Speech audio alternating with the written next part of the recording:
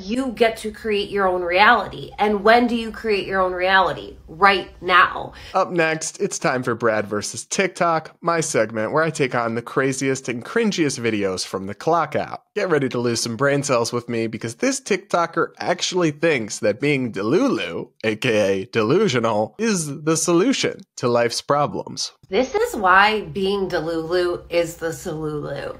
What you have to realize is if you keep thinking thoughts and speaking about and feeling into your reality as it has been, and even as it has been like 5 minutes ago, then you are not actually capitalizing on the fact that you get to create your own reality. And when do you create your own reality? Right now. But you literally don't though, babe. You get to create your own perspective, your own opinion, your own value system, even to some extent your own perception. You don't get to create your own reality. Reality exists, and simply denying it doesn't change the actual facts of your life. For example, if you're 300 pounds, but you wake up every day and you deny that reality and you say, actually, I'm a thin, beautiful, healthy person, guess what, babe? The heart attack isn't going to give a about what reality you accept. It's still going to kill you.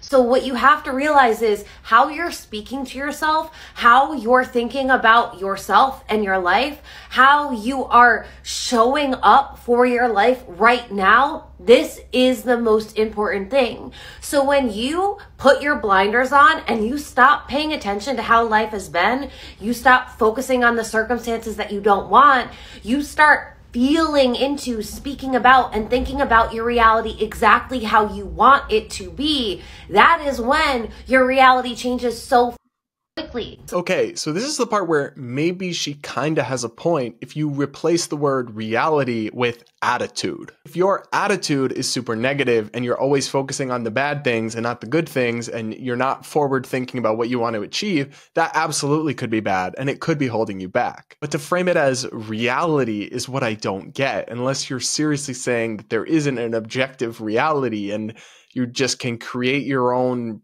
truth. Like, no, you can't. You can control your attitude. You can try to focus on positive thoughts, but don't delude yourself. That's what she opened with, right? Delusion.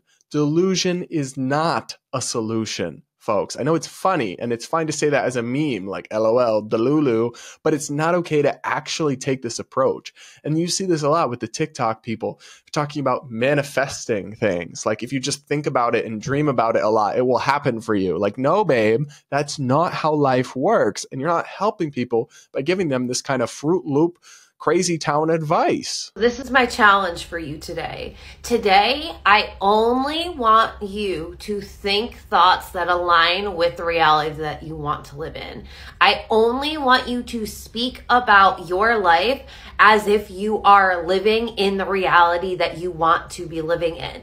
I only want you to feel into the feelings and hold the frequency of you who's living in your dream life. Again, I really don't think this is even possible, first of all, because you can't control what thoughts you have. You can control what you do with them, but you can't control what thoughts you have. But two, you shouldn't only think or feel about things the way that you want them to be. You do have to think about things the way that they are, and then you can focus on getting them to where you want them to be. But in the current moment, you still got to grapple with the reality in front of you. There's also just something so like hippy dippy about the way they talk that it's like, I haven't struggled to even parse it, honestly. If you do this for just 24 hours, you are going to be shocked at how much fucking magic comes into your life because you're no longer available for all of the bullshit that you were available before. You are grounding into a new state of being. You are anchoring into this new self-concept.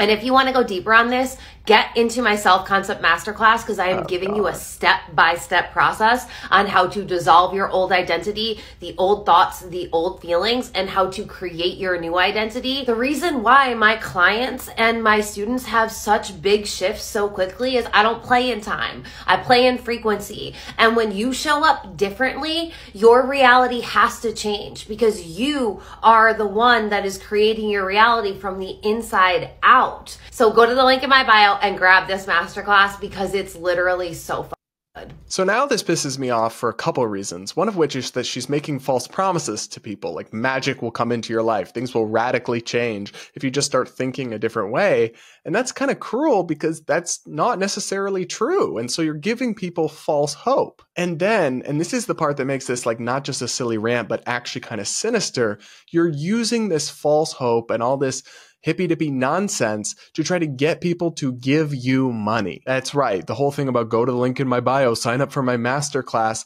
This person is a grifter. They sell this nonsense, fairy tale thinking to people, and they sell them false hopes and false promises and take their money. Sorry, y'all, but I think that is not just stupid or cringe like a lot of the TikTok stuff we react to. I think that's actually pretty sinister. Today, we're joining a non-binary TikToker on her hair journey to learn about her marginalized experience and her unique struggle. Buckle up, prepare to lose some brain cells.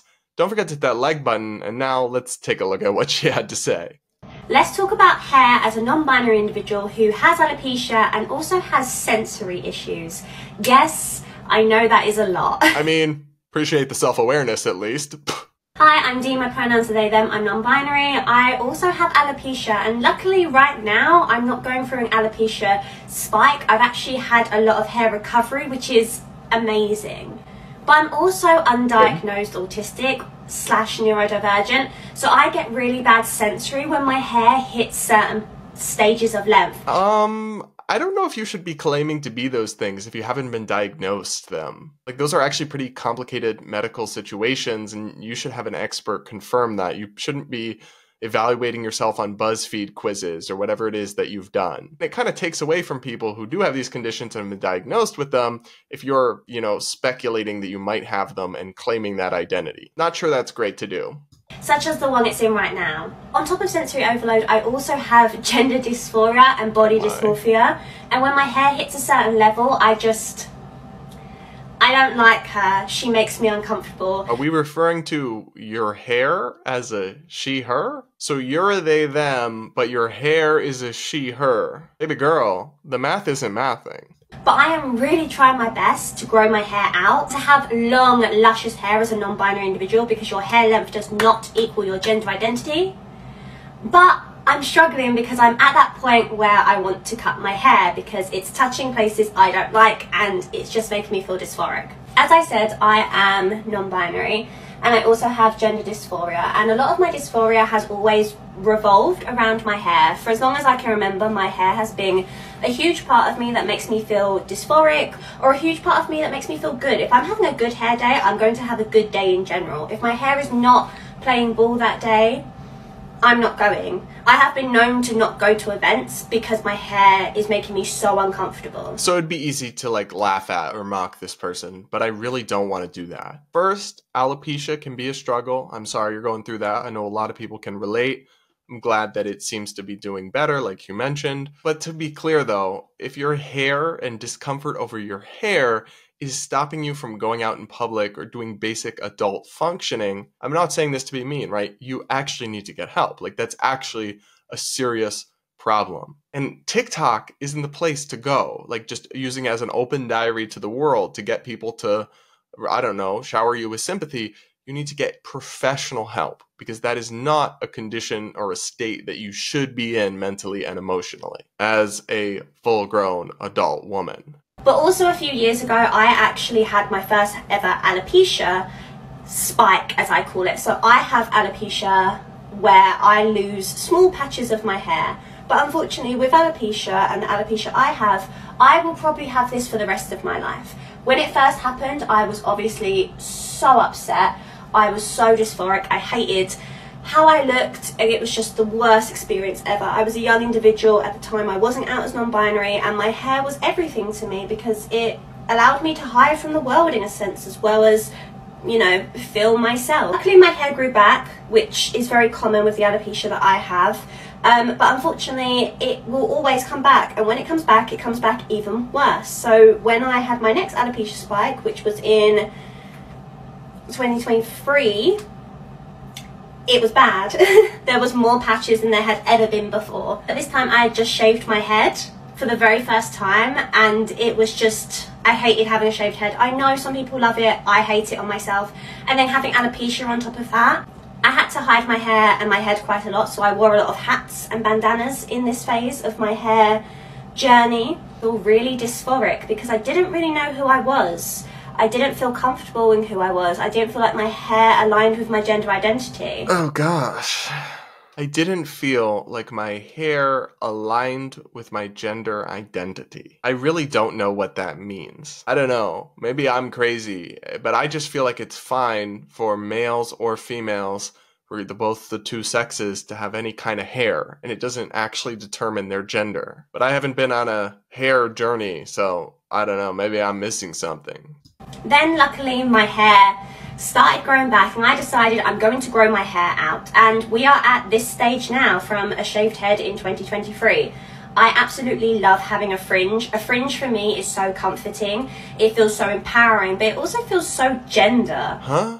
Maybe I'm not getting it because I don't know what a fringe is, but what does that mean? Feel so gender. Love her little accent there too. And no guys, I'm not doing the they them pronouns because it's not a real thing. It's just an ideology based on false and actually kind of sexist and regressive gender stereotypes. And there are two sexes. There are males and there are females, and there's extremely rare conditions where people are intersex, but that's not relevant here. And then there are some people with gender dysphoria who are one sex but want to live and present as the other, and I've always been perfectly happy to accommodate them, call them whatever they want, use the pronouns they prefer, but I'm not going to indulge this non-binary nonsense that is just basically a personality fad masquerading as a new gender identity and inadvertently reinforcing regressive, sexist ideas about gender expectations. I can't be a girl because I don't like having long hair. Actually, babe, you are a girl, and it's fine to be a girl who has short hair and looks butch and isn't traditionally feminine. You don't have to be a they-them.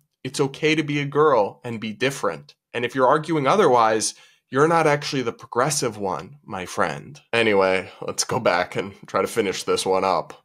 I feel so non-binary with my fringe, and yes, I look like I work in Lush, but I love that.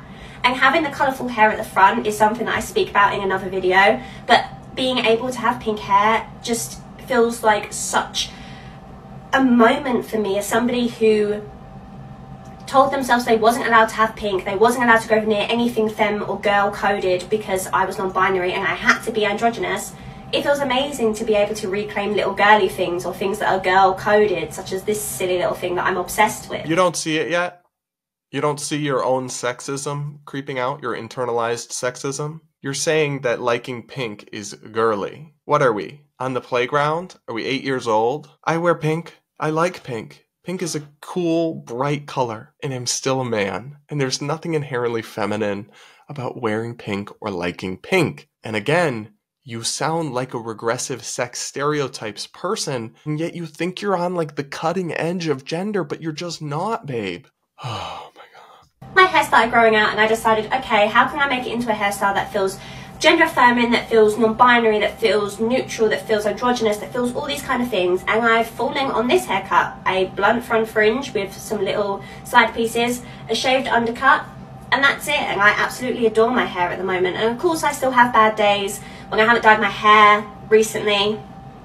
I still feel a bit bad, or crap I should say, about my hair. I don't want you to feel bad, and I think there's nothing wrong with your appearance. But I don't want you to be in Delulu land and think that you look like a third gender. You just look like a girl with short hair that's dyed pink. Because that's what you are. And it's fine. There's nothing wrong with that.